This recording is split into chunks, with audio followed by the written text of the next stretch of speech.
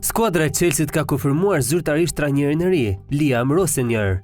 Tekniku anglez zëvendëson Enzo Marescën, nga i cili klubi ishte ndarë zyrtarisht në ditën e vitit të ri.